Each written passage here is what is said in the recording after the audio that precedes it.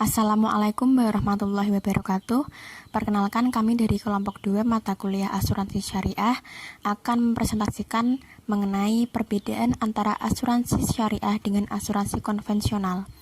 Sebelumnya, izinkan saya untuk memperkenalkan diri dan anggota kelompok saya. Nama anggota kelompok yang pertama yaitu Puji Astuti, NIM 63011900082. Kemudian yang kedua ini Safitri, NIM 63010190097, dan saya sendiri Nurul Diwisantika, NIM 63010190113. Baik teman-teman, mari kita membahas satu persatu dari materi ini. Teman-teman bisa membuka pada slide kedua, yaitu mengenai pengertian asuransi syariah. Nah, sebelum kita mempelajari apa itu perbedaan antara asuransi syariah dengan asuransi konvensional, alangkah baiknya kita mengetahui terlebih dahulu mengenai pengertian asuransi syariah dan asuransi konvensional. Yang pertama, pengertian asuransi syariah. Asuransi syariah atau asuransi jika dilihat secara syariah pada hakikatnya adalah suatu bentuk kegiatan saling memikul risiko di antara sesama manusia sehingga antara satu dengan lainnya menjadi penanggung atas risiko yang lainnya. Sedangkan menurut Fatwa DSN nomor 21 DSN MUI _10/2001,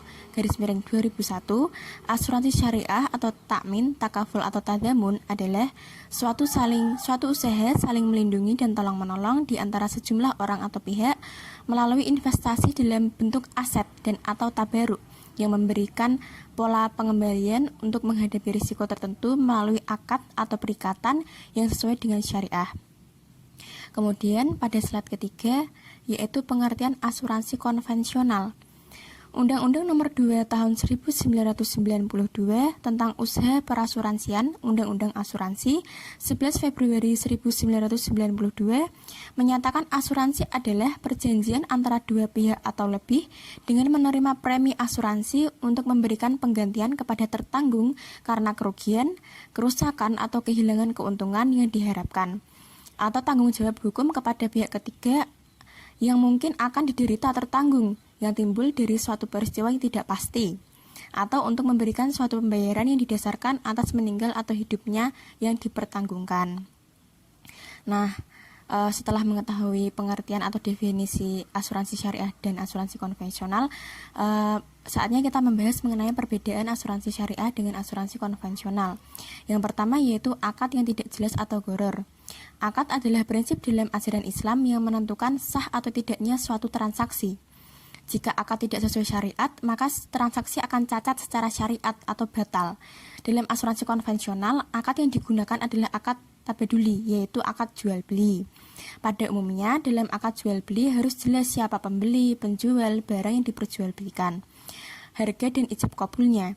Pada asuransi konvensional, penjual pembeli barang yang diperjualbelikan dan ijab kabulnya sudah jelas. Namun, harga atau premi yang harus dibayarkan tidak jelas karena dikaitkan dengan kematian. Hanya Allah yang tahu kapan ajal atau kematian itu datang menjemput. Di samping itu, peserta juga tidak memiliki kepastian apakah ia akan menerima uang asuransi atau tidak. Maka dari itu, akad dalam asuransi konvensional mengandung gharar atau ketidakpastian. Kemudian perbedaan yang kedua yaitu maisir atau judi. Akad asuransi konvensional mengandung unsur untung-untungan atau judi. Unsur ini muncul karena akad yang digunakan tidak jelas. Praktiknya, jika peserta yang disiplin membayar premi terkena musibah meninggal dunia sebelum akhir perjanjian, ahli waris atau orang yang ditunjuk akan menerima uang asuransi. Persoalannya dari mana uang itu dan bagaimana cara memperolehnya tidak dapat dijelaskan oleh pihak perusahaan asuransi konvensional, sehingga dalam konsep ini ada pihak yang dirugikan, yaitu peserta yang terus panjang umur. Untuk selanjutnya akan dijelaskan oleh teman saya. Terima kasih. Yang ketiga yaitu riba. Akad asuransi konvensional mengandung riba karena sejak awal keuntungan yang dijanjikan oleh pihak perusahaan asuransi ditetapkan di depan, sedangkan keuntungan dan kerugian belum dapat dipastikan. Di samping itu, uang atau premi yang diterima dari peserta diputar atau diinvestasikan pada usaha-usaha dengan menggunakan sistem ribawi. Asuransi syariah menggunakan pola bagi hasil, yaitu keuntungan yang akan diterima oleh peserta bergantung pada keuntungan yang diperoleh oleh perusahaan asuransi dan hasil dari hasil investasi. Yang keempat, uang hangus. Asuransi konvensional mengenal istilah uang hangus atau loss premium, yaitu peserta yang tidak sanggup melanjutkan perjanjian atau putus di tengah jalan Perjanjian tidak dapat menarik uangnya kembali karena uang tersebut oleh perusahaan asuransi telah dibebankan pada berbagai macam biaya penutupan, sehingga polis tidak memiliki nilai tunai. Asuransi syariah tidak mengenal adanya loss premium karena perusahaan hanya sebagai pemegang amanah dari peserta untuk mengelola dananya. Jika peserta mengundurkan diri, perjanjian berakhir, ia masih dapat mengambil uang tabungannya. Yang kelima yaitu memiliki Dewan Pengawas Syariah. Perbedaan lain antara asuransi syariah dengan asuransi konvensional adalah adanya Dewan Pengawas Syariah atau DPS. Dewan ini bertugas mengawasi operasional perusahaan termasuk masalah investasi, apakah dilaksanakan dengan syariat. Di samping itu, produk-produk yang akan diajukan izin penjualannya ke Departemen Keuangan Republik Indonesia harus terlebih dahulu mendapatkan persetujuan Dewan Pengawas Syariah. Yang keenam yaitu pembayaran premi. Asuransi syariah menerapkan sistem pembayaran premi yang tetap, baik secara bulanan, triwulan, semesteran, maupun tahunan.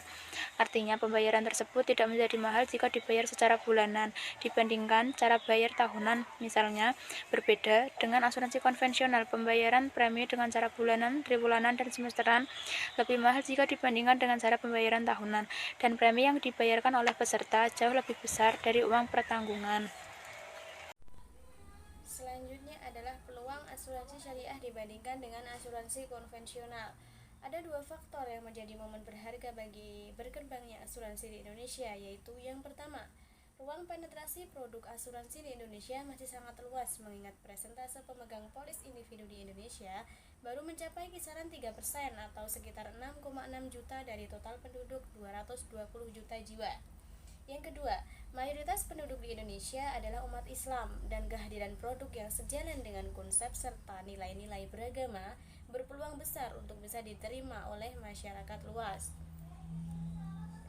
Asuransi syariah di Indonesia merupakan peluang bisnis yang prospektif karena seiring dengan perkembangan ke arah stabilitas politik dan ekonomi, dengan jumlah penduduk lebih dari 180 juta jiwa, Indonesia merupakan salah satu portofolio investasi yang mulai kembali dilirik oleh para investor mancanegara.